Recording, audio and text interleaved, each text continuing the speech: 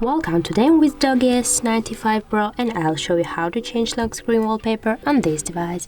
So first of all, just go to the settings and here find the display, tap on that, and right there you will find the wallpapers. Tap here and you can choose your lock screen wallpaper from the photos, from the live wallpapers, or from the regular wallpapers.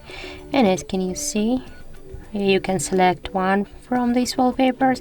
For example, I'll go in with this one.